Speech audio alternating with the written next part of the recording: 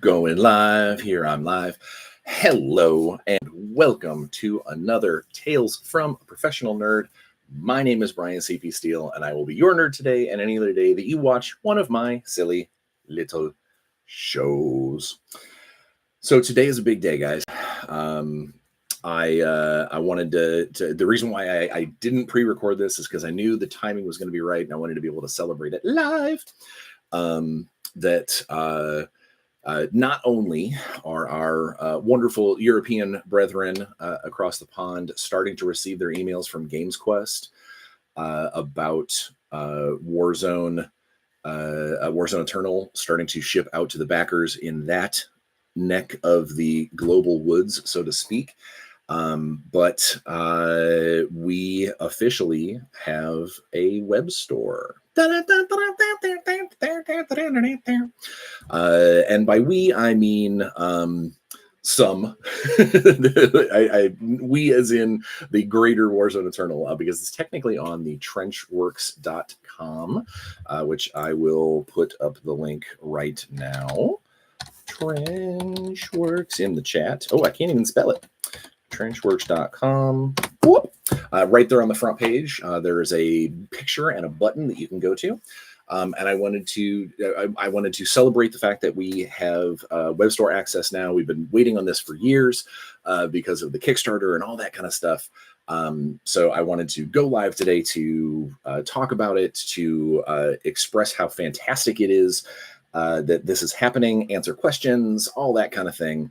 I do know that very, very shortly, if not already, Alex is going to be putting out a press release that discusses it in greater detail. But the web store is a thing. Normally, I go through and do a bunch of Week in Brian on my pre-recorded episodes. I will just skip to it because we've got some people in the chat. We'll skip to all of that. And I just want to let you know that things are going well. Things are going okay. I've got more news coming down the pipe, but we'll talk about that later on. But on a personal level, things are going great. On a hobby level, I just did a bunch of conversions for conversion commissions, sculpting. I haven't sculpted some commission stuff in a while. I did some modifications to some Space Marines for my buddy's Heresy Army. It was just fun. It was nothing too hard or detailed, or sculpt this face to look like my kid or anything like that. But it was a good project, a fun project, and I'm glad that it let me push some putty around because I miss it. I don't get to do it as often as I'd like. Painting wise, didn't really get much done. I got some base coats on some things for Gamehole because that's at the end of next month or middle of next month. Well, it's even sooner than I thought.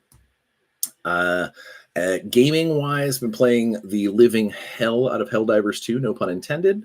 I really, really love that game. I've been waiting for it for a long time to hit Xbox. And now that it has, I am playing it as often as I can with one of my besties and anybody else that jumps in to play with us amongst my friends and or strangers. I like when strangers join in. So if you see an Xbox tag for Brian CP Steele, actually, no, CP's not in my Xbox tag because I got it 20 years ago. Brian Steele on Xbox, on Helldivers, that's me. Friend me, join me, fight for Super Earth together. Also gaming, it did some pretty cool playtest stuff, 2 different playtest sessions this week for role-playing games. One was for some Strange Hollow stuff, playtesting some of the further levels and some of the classes that are coming out. Strange Hollow is at BackerKit right now to add some additional material to the book before it is finished. And then just yesterday, I got to run a Throne World Saga Intergalactic Heroes playtest game for a bunch of my coworkers. And it's the first half of one of the sessions that I'm running at Gamehole. I learned a lot about a couple of encounters that I thought when I put them on paper, I was like, oh, this is going to be great. But it kind of turned into just sort of a me talking as an NPC and eventually them going, all right, just give me the thing. So I don't think it's necessary. I think I can wrap that encounter into something else. but yeah, just it was a good session. They seemed to really like it. The people who hadn't been involved with Throne World yet, they really enjoy what we're building, and that means a lot to me because this is my world, this is my baby. And when we eventually produce these books and get them out into the world, it's the foundation IP that we're building this franchise off of. I can't. It's been a great week. It's been a great week. And I've got some more gaming, specifically some Warzone gaming happening this weekend. I've got to get some stuff on the table for playtest. One of which, because I know I got to be a little vague. I've got a couple of units in pre-playtest that I have designed. I designed them a specific way, and while I was, my wonderful wife is actually interested in thinking about learning how to play Warzone Eternal because it's such a big part of my life. She wants to give it a shot. So we were talking about some things, and during that conversation, I had this dawning realization about a rules clash. Then both of these rules are pre-played. They're not even out yet, but it was this clash. They hit, bam, and I went, I'm not leaving this conversation because I don't love you. I'm leaving this conversation because if I don't write this down, I'm going to get a nosebleed. Because it occurred to me that there's a wording on a rule that expressly changes how this unit functions, and it needed to stop. I needed to fix it, and so I did. And I need to retest that. So that's what I'm doing this weekend. Is I'm going to get a couple of games in with those guys to see if what I'm doing makes sense. All right. I think that's and then work stuff was work stuff. All kinds of great stuff on the Warzone Eternal front. That's what we're talking now. More amazing news coming down the pipe about that. Working on Shadowrun, working on obviously Intergalactic Heroes stuff, Thundercats. I'm busting out as much of the right now. I'm really focused on getting the different species statted out correctly in Thundercats. So that's the area I'm focusing on currently. But I will soon need to move into some other stuff. I just got done with all of the feats and backgrounds and professions for Intergalactic Heroes, the Throne World Saga book, which was a lot. But I love. All right, I'm gonna dive into some positivity here. I love what I do, and I don't like to be like, yeah, you're awesome. But I think I'm pretty decent at it, and I like because I am a gamer. I'm a father and a husband first and foremost, but I've been a gamer forever, and I see these things on the page. I see these rules. I look at them, and yeah, there might be some stuff that needs cleaned up, stuff that needs fixed. But my initial reaction to when I see the things that I design, my first instinct is to go, is this something that I would play? Is this something that I see and go, all right, that'd be pretty cool? And that's my goal. My goal is to have complete analysis paralysis about what I want to do with all the cool stuff that's in front of me, because it means that there's something cool for everybody in a product, and that's what I hope for. And I think hopefully that's what we're making. We'll hope. Here we go. Plus, a great video came out. Speaking of work, a great video came out earlier this week by Kaylee Bray, where she walked Xander and Diana of the Rose through a bunch of stuff on Infinite Stories. If you get a chance, go to my Facebook, find that video. They did a great job focusing on some stuff, and I'll put a little feather in my cap. I don't know Diana very well. We've met a couple times, but nothing extensive. A lot of, oh, nice to meet you, and then go off on our separate ways. But in that video, she said some very, very nice things about monsters that I designed on the Infinite Stories platform. That it is always when someone when you didn't have to point something out to someone and they go, oh, that's really cool. When they just automatically go to the, oh, that's really cool. They saw something that you actively chose to do, you actively did, like that you thought while you were building this, that you're like, all right, this is a cool thing. It means, I want to say it means more, but it feels more genuine when they bring up something that you know that you uh, uh, purposefully did during a design or during rules writing or something like that, and they wave a green flag over it and says this is cool. That is easily it's one of those cool compliments. All right, so that's the weekend, Brian. Let's get to talking about the Warzone web store. The Warzone web store, because it's a thing. So retailers have gotten their U.S. retailers have gotten their backers or got their backer stuff, and several of them have already reached out to us to restock. And the Euro stuff is happening now. I mean, I can't say how happy I am that Warzone is doing as well as it is, because again, it turns into that situation of Alex and I, we looked at this product, we looked at what we were building, and we were like, this is gonna do well. This is a good project. And so far the world has responded, and in a good way. So the sky is the limit, especially now that the web store is open. There's chat stuff happening. I got so excited to talk about things I forgot to look at the chat. Sorry, guys. Sorry, chat. Mikal says, hi, Brian. I'm in a restaurant with my family and won't get home for a while. Have a great time, and I'll definitely listen to this episode when possible. Go Warzone. Enjoy your restaurant time and enjoy your time with your family. And when you get a chance to watch this later, know that we are thinking about you right now and the probably amazing food that you're having wherever you are. Gray's in the chat. Zach's in the chat. Lex is in the chat. Lex says, look at the beautiful web store. I mean, it's just knowing the stuff is now a click away from people is fantastic. Dark Siga says, greetings. Is Trenchworks the web store? Yes. So trenchworks.com. They are handling the production of the minis. They're actually doing the production of the minis.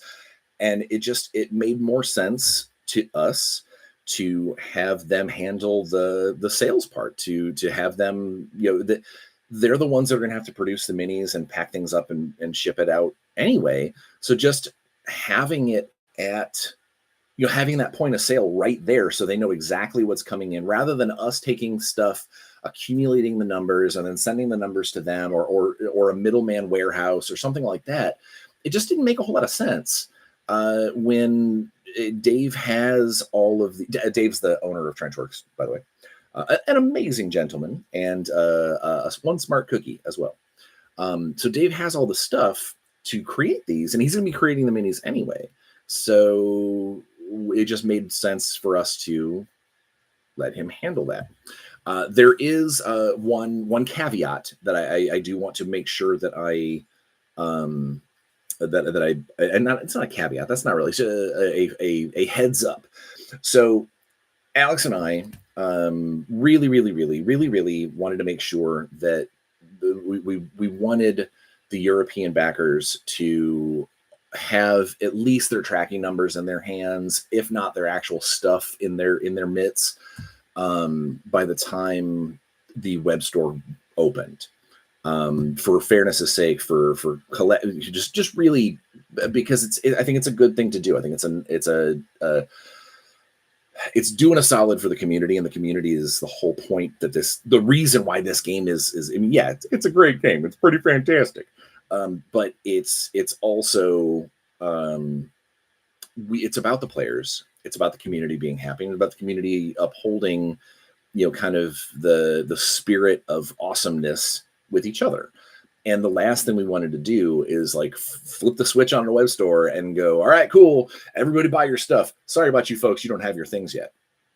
With the exception of a couple of appearances at conventions and retailers that got their stuff through Kickstarter, we didn't want to put that kind of stuff out ahead of time because it just it would turn into it would turn into sour grapes and people thinking that we're playing favorites and stuff. So what we've asked Dave to do, not to mention that we have a very strong feeling that the web store is going to get hit pretty hard over the next 72 hours. That we asked him nicely, and he acquiesced, to not ship anything out until the 1st of October of all these new orders.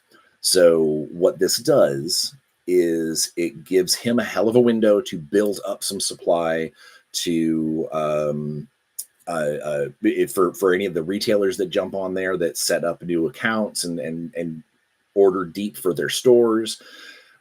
We didn't want it to be, okay, everybody orders things and then you got to wait for 3 weeks anyway while he's processing all these things. We just want to be upfront and straight up say from right at the very beginning, here we go. This is how you're going to be able to do this. And you can put your order in now and it'll get into the queue to begin over the next 2 weeks, 2.5 weeks, no, 1.5 weeks. He'll be producing minis and packing things up and whatever, but he won't actually start shipping that stuff out until the first week of October. So just I didn't want people to like immediately run over there right now as part of this live and make a bunch of orders and then go, my stuff's not here yet.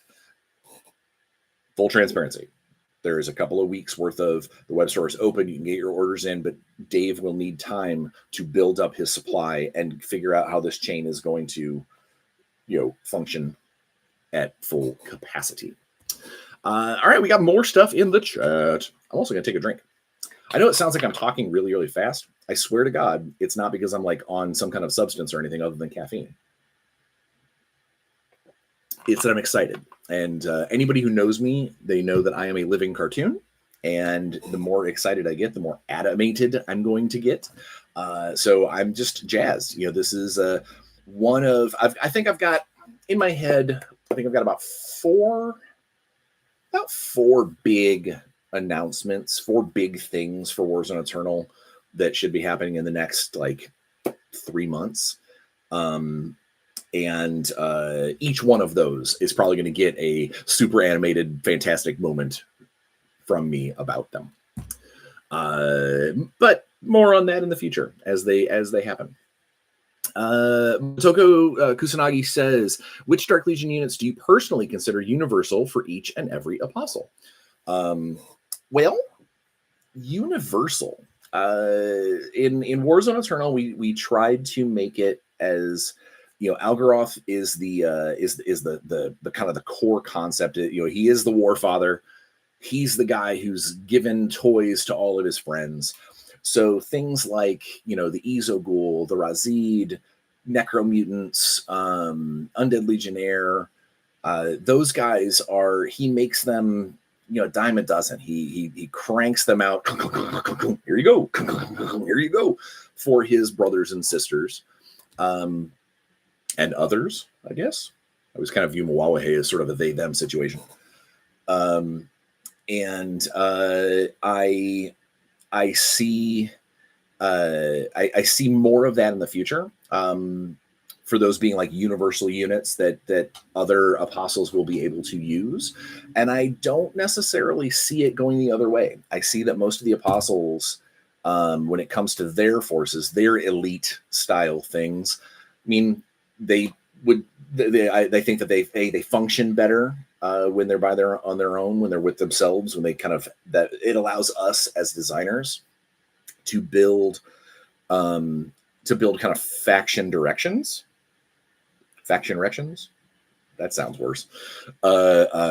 It allows us to focus on, okay, so Muawahe is very focused on the mental chaos, mental mishaps, pin tokens galore. Samai is all about sneaky nonsense and shoot your buddy. Ilian has got this great staircase system of little guys all the way up to big dudes, and then a bunch of spells that nobody else has. And Damnagadis has this, we're hard as nails, we're tough as nails, and if you get too close to deal with us, bad things might even happen to you when bad things happen to me.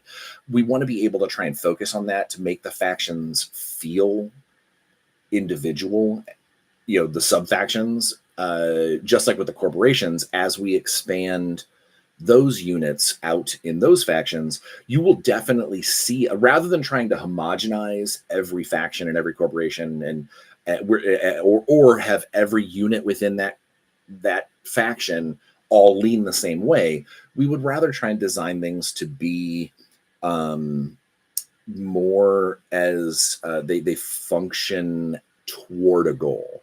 Like it's not to say that there's not going to be slow or heavy hitters in capital, but the faction lean is absolutely about fast attack choices. It's about getting in there, hitting your target, or making those off the cuff decisions that might sway a game.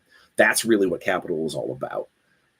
Whereas Mishima is very much set up the that 10 to 12 inch bubble around most of their forces is terrifying to be in. Are they going to charge me? Should I charge them? Are they going to hit me with a bunch of little weapons all at once? This is these are the things that Alex and I have to think about when we start designing out things. And the apostles are no different. I don't know if that answered your question. If it didn't, ask some more. I love conversation. Gulf of the Mad says, you have every reason to be excited. This is the light at the end of a very long Kickstarter tunnel. Yes, you are not wrong. The Kickstarter has absolutely. Now I am very fortunate. I'm gonna throw myself out there and hoist Alex up on his pedestal. I have been very fortunate that 95% of what I do for Warzone Eternal is creative, is fun. I say put that in little quotations because obviously there's always hiccups and problems and stress, but overall I'm still creating a game. And it's been planning, it's been designing, it's about it's about the concept of building these forces and bringing 30 years of Mutant Chronicles to the table in a way that they haven't been before, or in a way that remember it member berries its way to the old ways, but in a new way that is more to today's liking. It fits more with our game and our concepts. But Alex has had to do all of the hard shit. He has, there's my PG-13. I did it.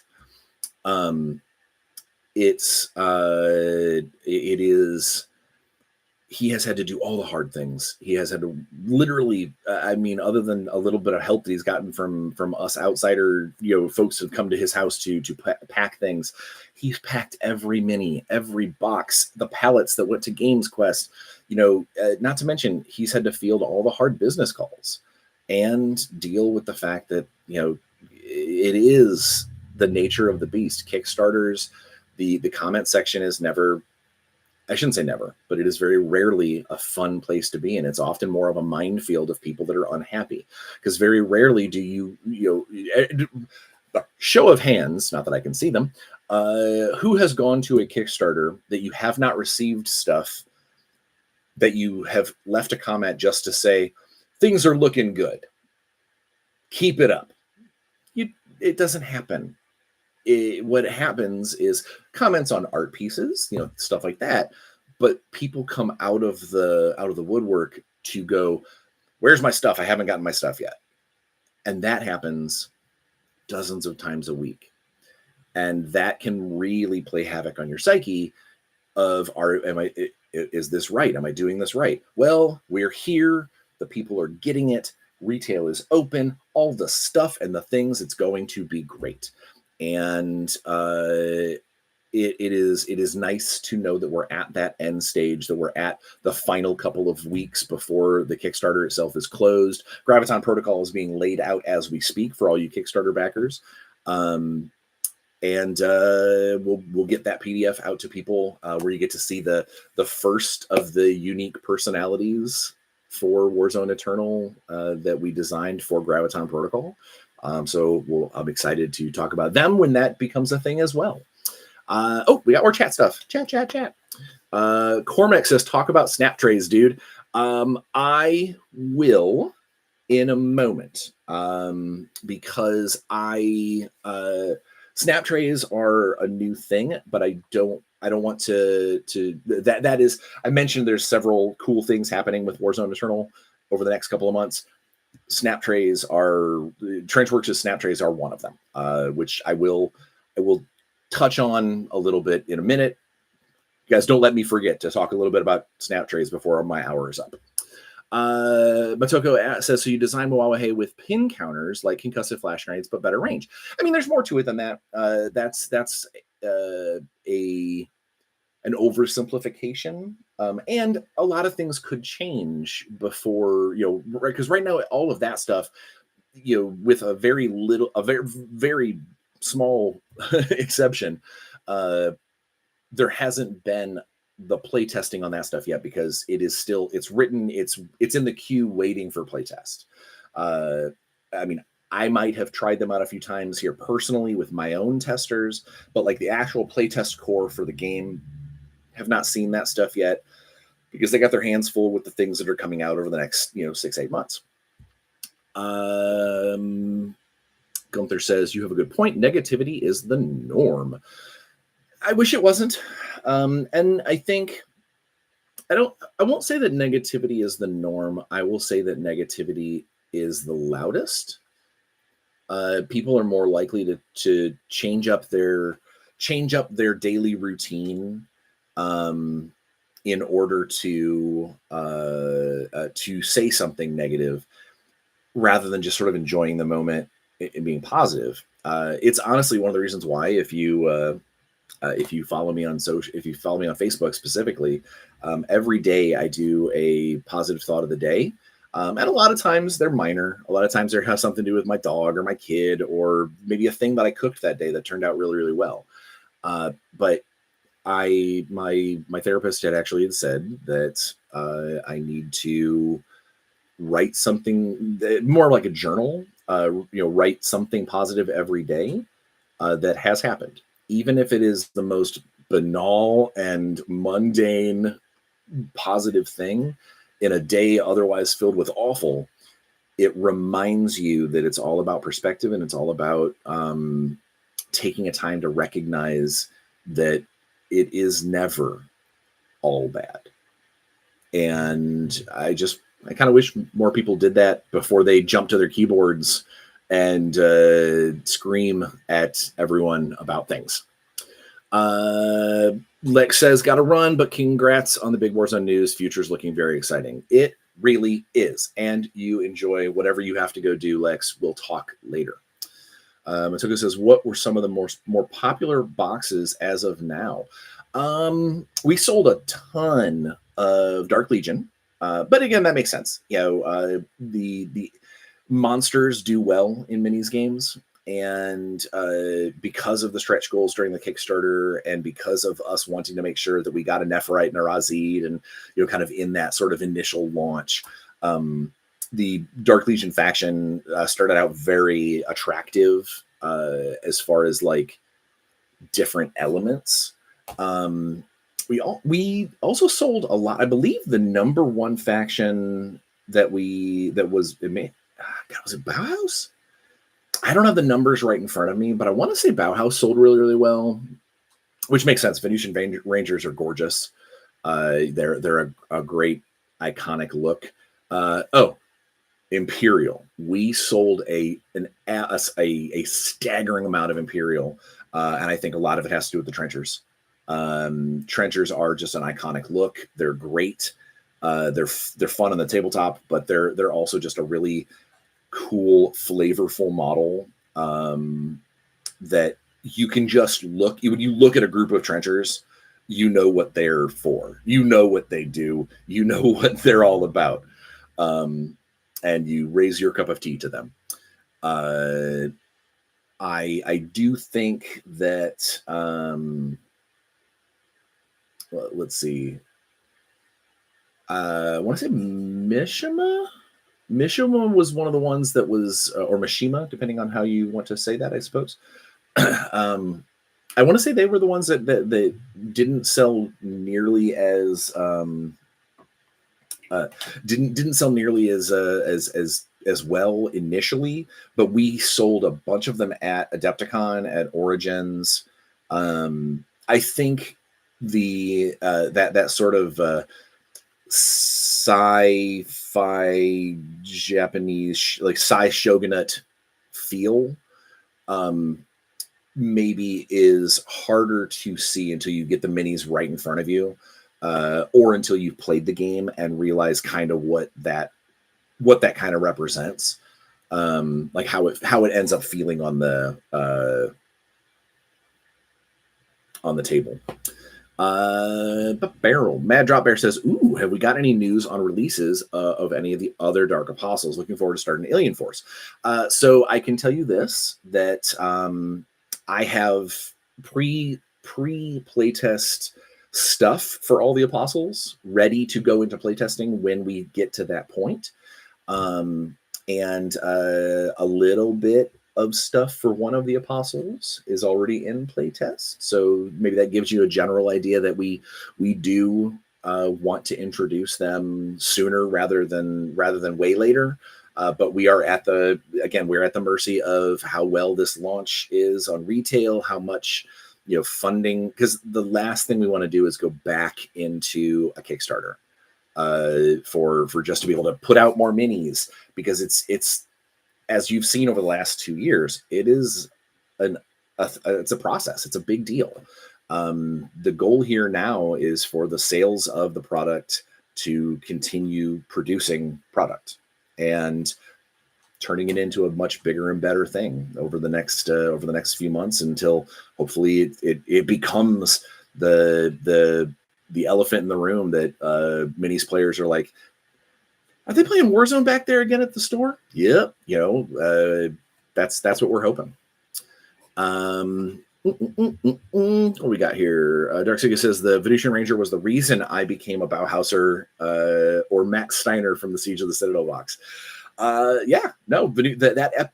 image of the Venusian Ranger, and the image of Max, just blasting away, is an icon. There's a bunch of really iconic. There's a bunch of iconic images in the various Mutant Chronicles books, but there's a few of them that really stand out for various reasons. But yeah, I completely agree. I think that there's a lot of Bauhaus players that were drawn to draw us in the faction because of good old Max Steiner and that epic Venusian Ranger mask. It's that whole thing of, you got to ask the question, why do they wear that?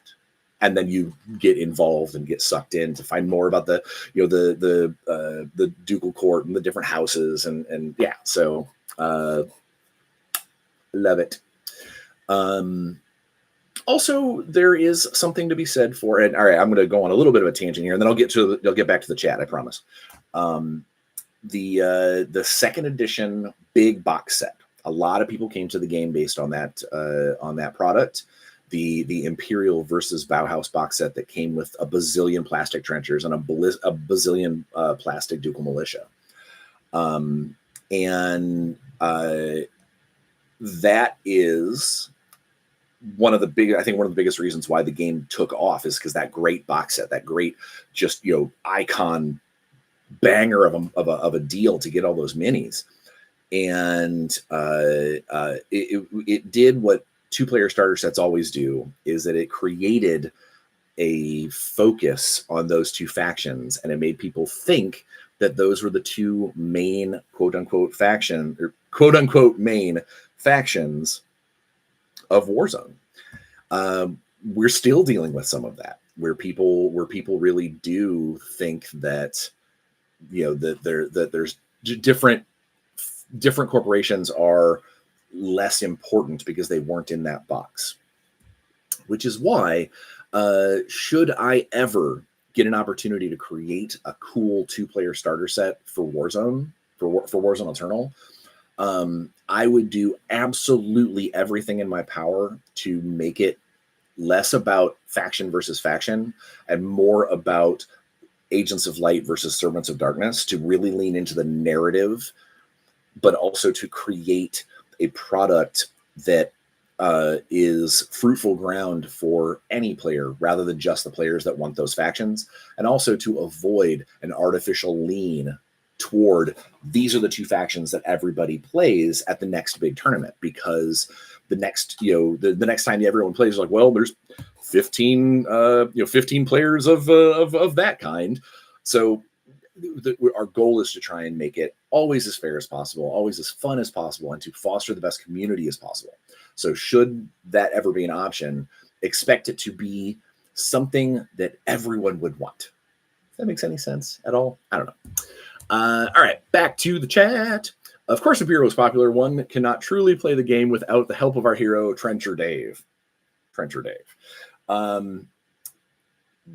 the people who don't know the story of Trencher Dave, I will take a brief moment. Basically, one of the earliest demos that we did at Adepticon several years ago, when the rules were not even completely finalized, like there were still alterations that happened down the road, were this creation, this moment of a little trencher, just a plucky little trencher that ended up killing like 2 necromutants, 3 undead legionnaires, and like putting a wound on a centurion before he like made the end run towards an objective. Like it was this epic moment for this absolute grunt guy on a demo table. And I told the individual who was playing him, I told him that we're going to make this guy famous. Let's give him a name. The good old Dave here. And it turned into this sort of ongoing joke about Trencher Dave's at it again. And I hopped on our Facebook group later that night and put up a picture of Trencher Dave with his pile of wound tokens and pin tokens and reload tokens. And I told the brief story about this plucky little trencher. And it's one of our most engaged, it's absolutely one of our most engaged threads on Facebook, was people saluting, people saying the Empress is proud of you. You're like, just fantastic love for Trencher Dave. And if you get the rule book, good old Dave is front and center in one. So this is I think this is one of Cormac's. I think Cormac did this one. Yeah. One of our playtesters and kind of the one of the core, what I would call like a cartel agent for Warzone Eternal, did a bunch of art for the book. And so he did this fun little, platoon picture, black and white style platoon picture, and right front and center with his leg hand over on his shoulder pad, you can see it says Dave. And that was the first kind of hat tip to Trencher Dave. Well, then as time moved, I hope you guys didn't. I don't know if you heard that or not, but I think a jet engine just went down the highway in front of my house.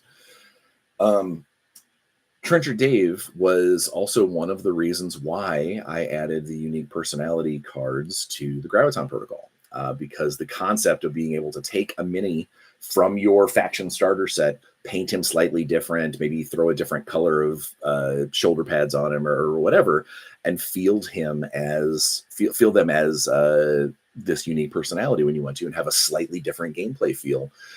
Trencher Dave is part of the Graviton protocol. And he's become sort of our unofficial mascot of Warzone Eternal. Boo. Okay, where we at?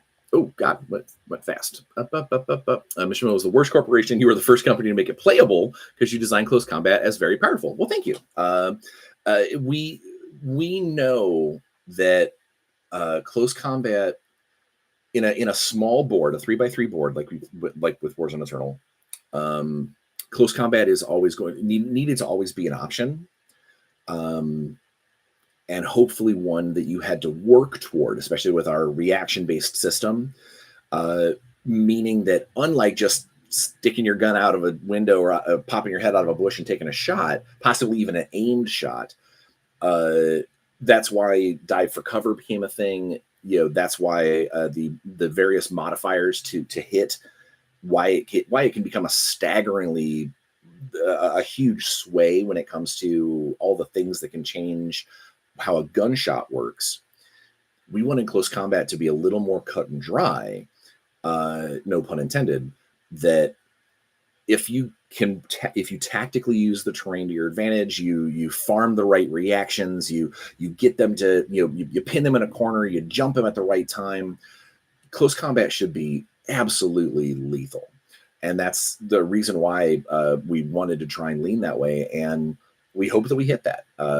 Seemingly there are some play styles that people say that close combat does not work for them. Quite often it's because they either don't have enough terrain on the table, and so they leave kind of large open areas for their close combat guys to get before they ever get there, or they're possibly playing too aggressive and leaving themselves open to getting ambushed. Just little things like that. Sometimes it just takes a little getting used to, because also we wanted Warzone Eternal to be a game about tactics and strategy, not about build. Yep, I'm going to get on my soapbox. I'm going to get it out. Soapbox. I cannot stand when a player looks at their force list or looks at their opponent's force list and goes, "Oh, this build." Don't play the game as a mathematic equation. Play the game as a game, and B, as a way for you to have to always be moving, always be flux in your head based on the situations. The terrain might be different. Your opponent's play style might be different. That moment might be different. Don't just get in your head of, well, A plus B equals win, because I am going to do everything in my power to make that not a thing in Warzone Eternal. I do not want to ever go to a tournament or hear about a tournament where someone says, yeah, there's like 4 of the same force list. Because that means I've done my job poorly, because I've created some kind of lean that is not fair to everyone else that might want to play something that's just a little cooler. It's the reason why all of our playtesters, we completely avoid faction bias. Everybody has to playtest everything. Everybody needs to. You can absolutely come to the table and say, I think this should do this, but it's more about situations than it is feelings and desires. Does that make sense? I don't know. It's a whole other topic. Blake Schroed, or Attila13, says, well, no negativity here. Really excited for you guys. Hope to see you at Michigan GT. Sorry, took me a second to figure out what meant. Michigan GT or PAX Unplugged, or both. Maybe I'll actually get away from my booth for a few minutes. So Blake, I will not be at Michigan GT. More news on that literally next week. I will be, I'm actually heading out to the Las Vegas Open. Again, long story. I'll tell you more about it later. But Alex is going to be not only at Michigan GT, but he is also running a Warzone Eternal tournament at the Michigan GT. So I don't know the situation on getting a slot in or anything like that, but I also know that Alex is a wonderful dude that is very flexible, and I'm sure if you show up at the right time for the tournament, that unless he gets 50 people for a 10 person table space, I'm sure he won't turn you away. We'll definitely be at PAX Unplugged, though. Alex and I will both be there to be running a bunch of demos. I don't think we have any official events because PAX is weird and they don't do ticketed events. But we will definitely be there. We will definitely be there, and we will definitely be selling stuff, and hopefully, if all goes well, Might even have a couple of new things to show off. Ha ha ha, teasers. Blake says, yep, some great classic art for sure. Yes, yes, yes, yes. Mad Drop Bear says, organized play tournament structure is a big part of the TT market out there, particularly with local tournaments get recorded globally and helps speak to future narrative. Are you fellas looking at developing something like this for Warzone? So we do have a tournament kit. In fact, you can actually contact me at Brian at I'm going to put it in the chat because sometimes I say it too quickly. You can contact me at this or through the Facebook. I would probably just email me because that's going to be easiest. I have a tournament kit that I still have several several dozen left.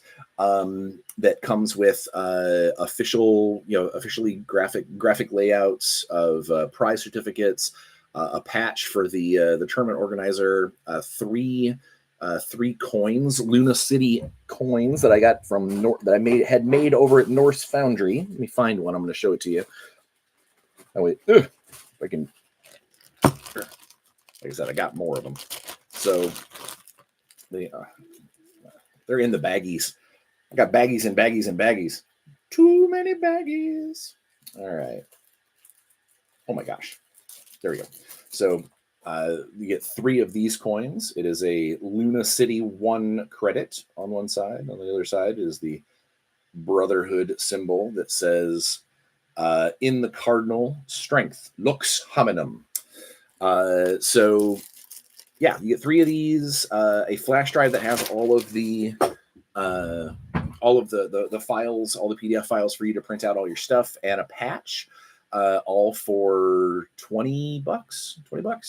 Plus you have to pay shipping. Yeah, if you're interested in something like that, so you can set up a tournament scene in your neck of the woods, email what I put in the thing.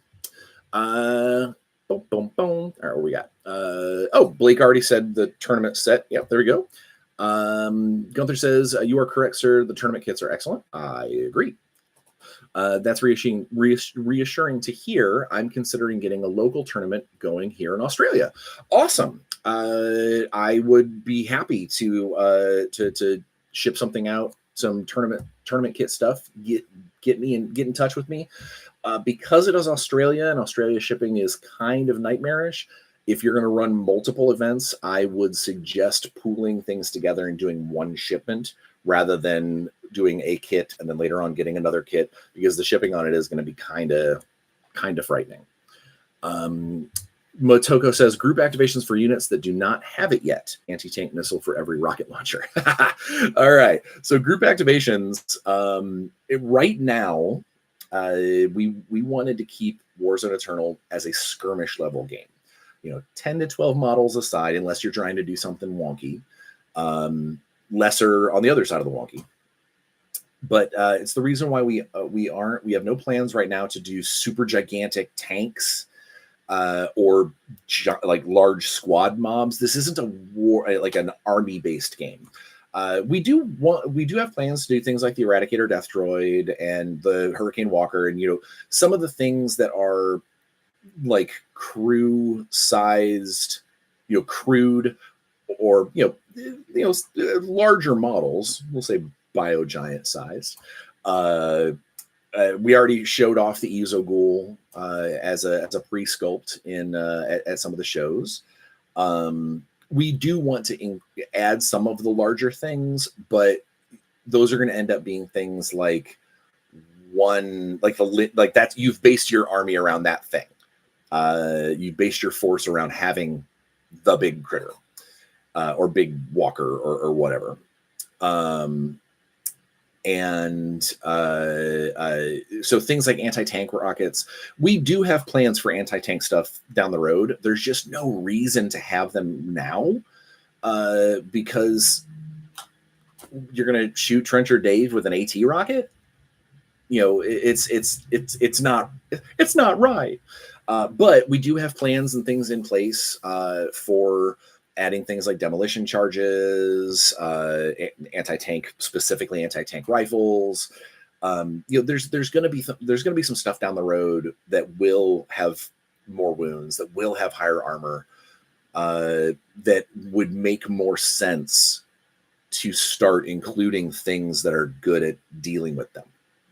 Now, as far as group activation goes, the group mechanic that we use with trenchers and undead legionnaires, and then later on like hussars and stuff, that works well for our game on small grunty type guys.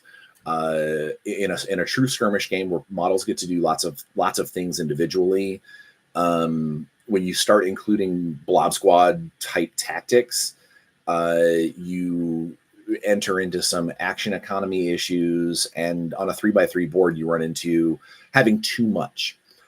Now, that is not to say that we won't be able to down the road, when the game is big enough to warrant it, put out like an expansion book that is like an escalation of forces that might give rules to use the existing skirmish units in blob squads or something along those lines.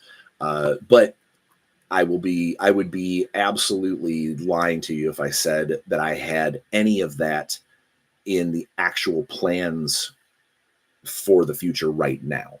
It is a pin that I've got in a board of, all right, when all of the factions have enough for us to warrant this, let's think about that in the future. All right. Went too far.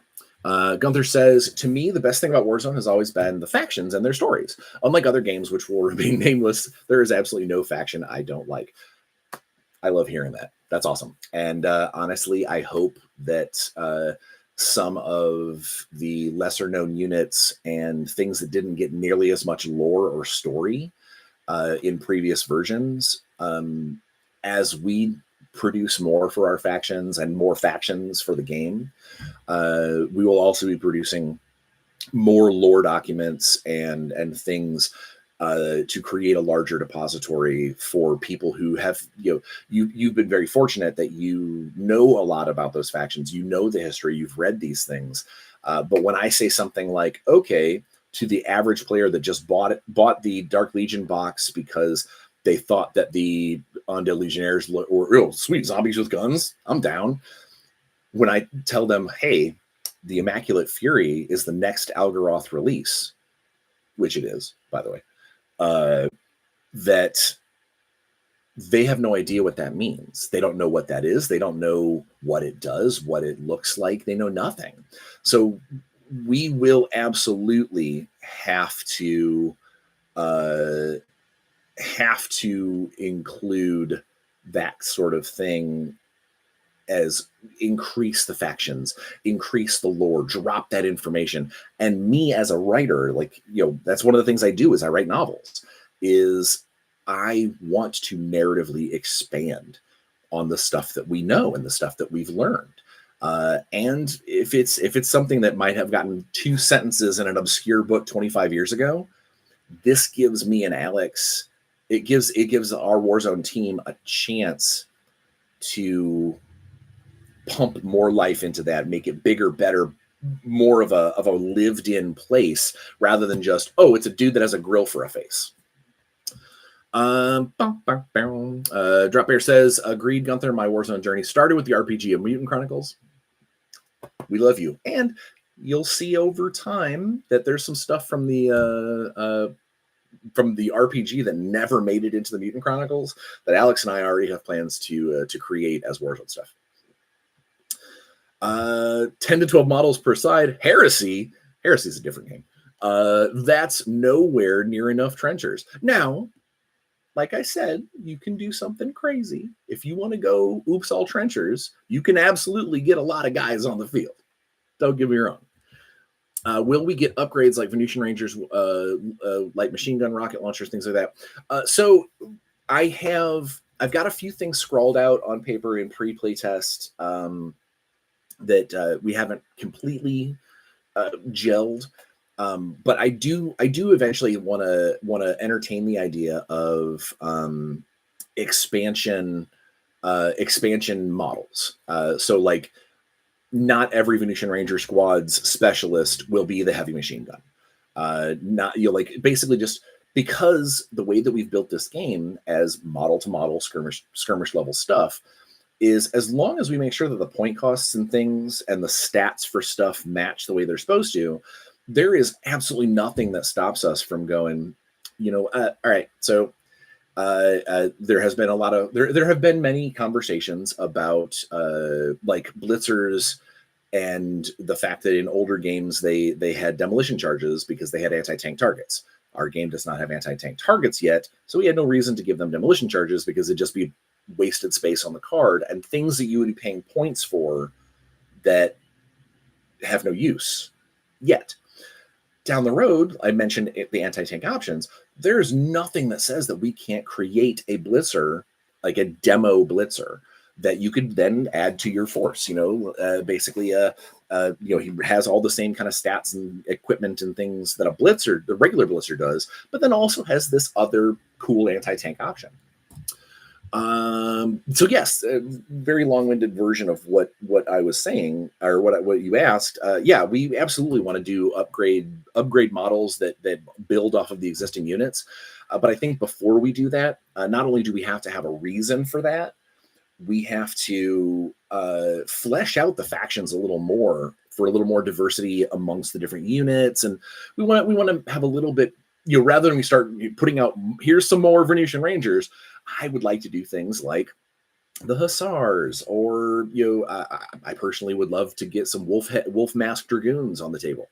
So I think that we have to make sure that we create a wide enough base before we go back to those original units and start pumping new dudes into those units. I always wanted a unit of Barracudas in my Imperial Force, but none of the former companies released them. Barracudas just single like a single Barracuda launcher, or do you mean the Rams Air Cav that have the Barracudas? Because I can tell you this, the Rams Air Cav are absolutely going to be in Warzone Eternal, and probably sooner than you think. Made me sad, Panda. I don't know what that was, because I'm going backwards in the thing. Mutoko says, as for the manufacturer that you cooperate with, do they offer anything else other than Cyocast? Do you even consider different materials? Hard resin is probably the similar. Okay. I will get back to that very briefly, because there is something to talk about that. But let me continue. I'm also running out of time very, very rapidly. So I may need to wait. Very fast question. Yes, we are absolutely entertaining the as many options as you can possibly think of to be able to make this game bigger, better, and more out there and more successful. So there are lots of things on the table. And we'll discuss more about that later. It isn't that we don't like Cyocast. It's just we know that there are technologies and new things available, and we never want to be in a situation where we plant our feet and say we are not changing, because that's not good for the game. Being stubborn and not flexing the ability and as things progress, and especially as the game gets larger and it gets a bigger audience, now that the retail store is open, trenchworks.com, there's no possible way that a game that refuses to adjust to the needs of its community. I'm not saying obey the community. That's a totally different topic. But adjusting to the needs of the community is 100% something that we will and already are doing. Okay. Sorry, I've come a little late to the party, so forgive me if this has been asked before. Do you and Alex have any intention of including any of the existing characters of note? Yes, i.e. Sebastian Crenshaw. Absolutely. So we know that we want to add the icons in the future. We do. I mean, where would we be without Max Steiner or Sebastian Crenshaw and Valerie Duvall, and hell, the big Bob Watts himself? Alakai the Cunning, Valpurgius. Like there's a bunch of really good. My personal favorite is the Bauhaus. I'm drawing a absolute blank on his name. Oh my god, he has the carcass suit. It was one of my favorite minis back in the 90s. Oh my gosh, Staller. Baron Staller is one of my favorite minis of all time. I definitely am going to want to put rules to him eventually. And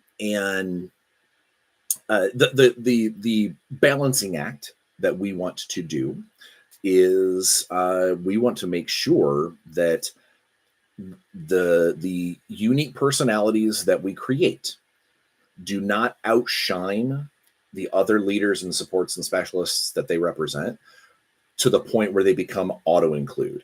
As I mentioned earlier about the whole, I never want to go to a tournament where every force list is the same, or there's every capital's got these guys, because I absolutely despise the term, you got to take it every time, because it means that I've made something too powerful or too good from the for the perspective of cost. It's there's lots of things that people can be like, I take it every time because I love it, but not that they have to.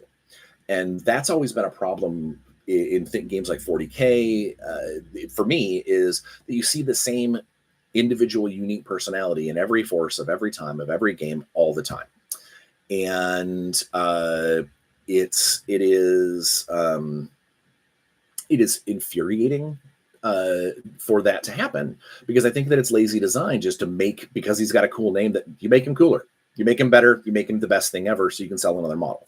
I never want to do that. I want to create something that, yeah, you know what, Mitch Hunter, he's one of the coolest sea lions in the world, and he's gonna be there, and he's gonna be awesome. And hell, if I can make it with him to have Pride his dog, I will. But I don't want it to be that he's so good and so amazing that no one ever wants to take just a regular sea lion leader. You always take Mitch Hunter. So I want them to feel unique, feel cool, feel awesome, but because you like their story or their mini, rather than you got to take them because they're the best thing ever. And there's ways that we're working on it. Like we're testing some concepts of risk versus reward on taking some of these guys, and the goal is to put those out hopefully in scenario packs like we are with the Graviton Protocol guys. Okay. Like GW did back in the day when you can buy packs with 3 minis in them, but one remember the Blitzers had a smile painted on the forehead. I don't remember. You know what? If there's a piece of art that has that he's talking about, this Blitzer art, if someone could post it in either the Discord or the Facebook so I can see what he's talking about, that would be great. Dragons, you say? I said dragoons, not dragons. Rams Aircav. Yeah. So drop air. We absolutely are going to do Rams Aircav. Because it's an iconic figure that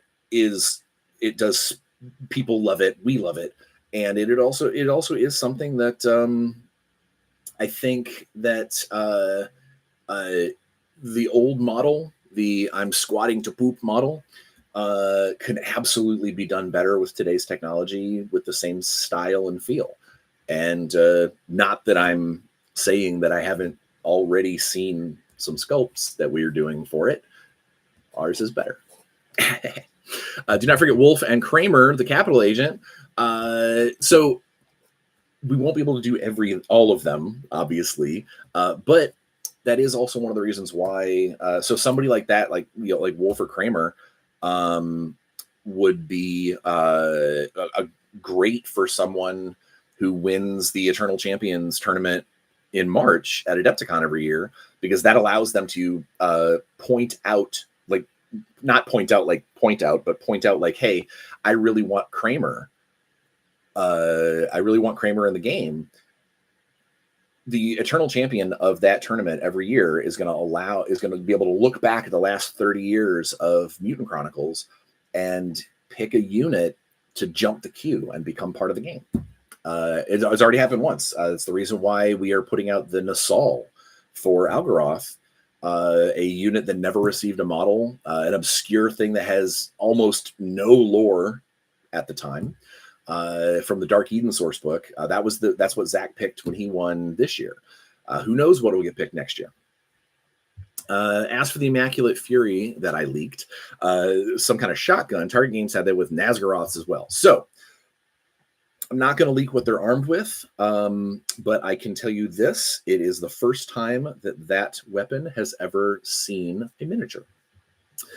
All I want is Blood Berets with submachine guns, simple alternate paint job, and the Black Berets will ride again. What I would probably say is, Gunther, rather than us doing every beret under the sun, you might end up seeing maybe a stat card for you to paint your Golden Lions differently because they already have submachine guns. But not a thing. Matoko says auto includes are unavoidable sooner or later when it comes to competitive play. I absolutely disagree. And I've been in this industry for over 20 years. I've worked for multiple miniature game companies as a designer and or developer. And I think a lot of times some of those unavoidable choices are exactly that. They're choices, and they were design choices either made by a company to sell more minis, or an overcorrection based off of a fluid meta. And I respectfully disagree. They are not unavoidable. You can absolutely, now you can create things that people often take, but for someone to say that they are auto includes means that I have failed at my job. Apart from you have to have a leader in your force, obviously. All right. Well, it is now after 2. I'm gone longer than my hour. Let's take 3 more questions. And then I am going to tease the hell out of something at the end of the video before I close out the shop, or close out the video for the shop. All right. So 3 more quick questions. Bow, bow, bow, bow, bow, bow, while I take a drink.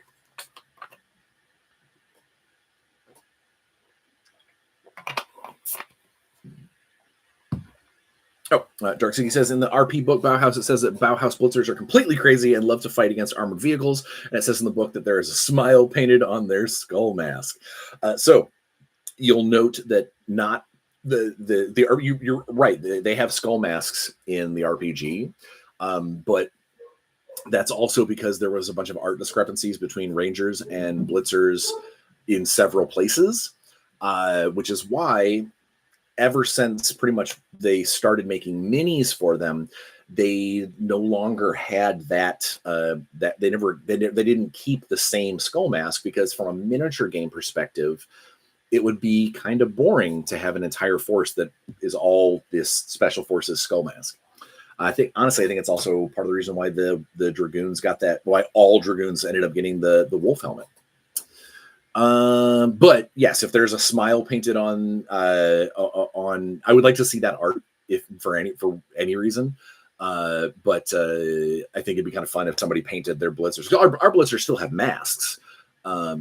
I think it'd be fun to see a blitzer that had a smiley face painted over their thing. That'd be fun. I've styled my Golden Lions as blue lions for my Imperial Force and flavored them with a few home rules related to their house. Well, there you go. That's cool. Dark Stiggy says, yeah, but I try to paint it on them. I hope to see your paint jobs when on the Facebook page or on the Discord at some point. I hope that you will put that on there. All right. We've had a couple of comments. I need one more comment because I really do have to bounce here pretty soon. I've got meetings and things that I have to attend. And I want to answer one more. Let's have it something with an actual question mark. Let's have an actual question, and I'll answer that, and then I will drop in the my fun little teaser that I was planning to do at the end anyway, but we'll see. All right. Nothing. Inquisitors for Brotherhood when? Good question. So we have told, I think we've on multiple places, we've said what the what the next unit for every faction, every existing faction will be. The exact timing on them, I can't say exactly when, because it depends on when we get a studio paint of the model, when the sculpt is completely, utterly finalized. But I will go ahead and do a quick rundown. So Cybertronic is getting their Dr. Diana's as their next release. Algaroth is getting the Immaculate Fury as its next release. Capital are getting our good friends, the Freedom Brigade, which were actually the choice of one of our high-end Kickstarter backers who got to choose a cool unit to add to the game. So that's going to be Capital's next release. Mishima get their baseline Samurai. That's their next release. Bauhaus gets the Hussars, the dutiful Hussars. Who am I missing? Other than Brotherhood. I swear I'm missing somebody. Oh, Imperial get the Wolfbane's box. Brotherhood, their next release are the users, so some Inquisitors and users of the art, allowing us to introduce how the art functions beyond the stuff that's already cooked into the faith system and maybe individual powers that might be on the card. We do have a system for dark gifts and art that we are introducing with newer models down the road, and the Brotherhood are the first ones that they get to see that love. So that answers your question. Now, before I go, someone earlier in the chat mentioned snap trays, and they're like, can you talk more about them? So Trenchworks, our production facility, the people who make all of our minis and are operating the web store and doing all the great things, they are creating minis using their new, I don't want to say patent pending because I don't know if they're patenting it. That would have just been me being funny.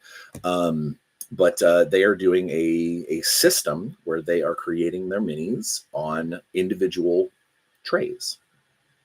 So this is a test tray. So do not, what you're seeing here may not be the final thing that's coming out, but I received this a little while ago when they were testing this, and the concept is to make a simple product.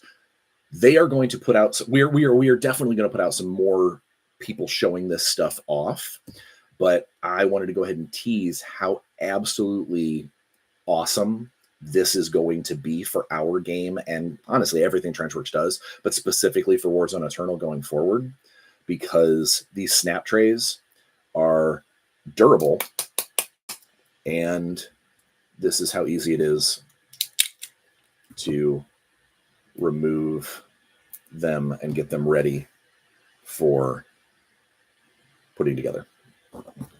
So you get this beefy boy off of there. I don't have his base handy, but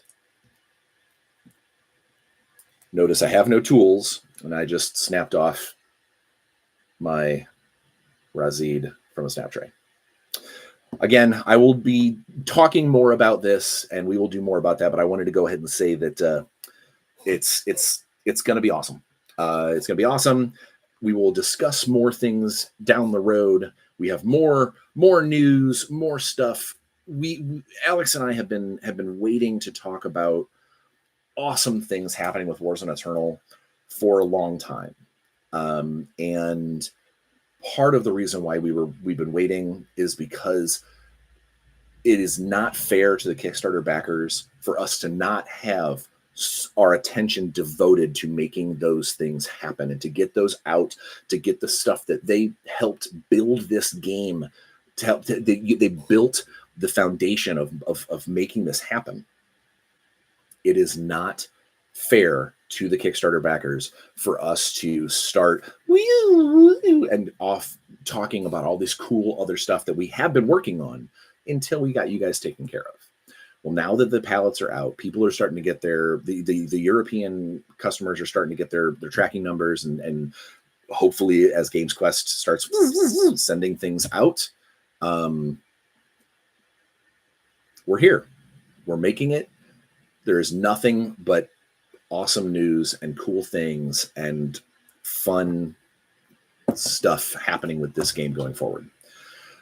So please, please, please, please show us the love. Like, share, subscribe for my channel, whatever. But as far as for Warzone Eternal goes, it's going to be good things going forward. And please just stick with us, and know that we will try and make the best damn game that we can, and get it out to as many people as we can in any way that we can. We want this to be successful. We know you want this to be successful. And more than anything, we want everybody to enjoy it and build a fantastic community around what we've done, what we've accomplished, and where we're going forward. So stay tuned. More news coming down the pipe. But I wanted to really today was about celebrating the fact that we are officially moving into the next wave of Warzone Eternal, that retail web store is now an option, and that it's just going to keep getting bigger and better. You can quote me on that in multiple ways. So until next time, until next week, where I will have more amazing news. Be safe, wash your hands, get your shots, wear a mask, don't be a jerk. Just try and leave every room a little happier than when you got there. And I think that things will be all right. So until next week, I will see you. Please go have fun. Please go play some games. Go visit our web store. And just, welcome to the Warzone.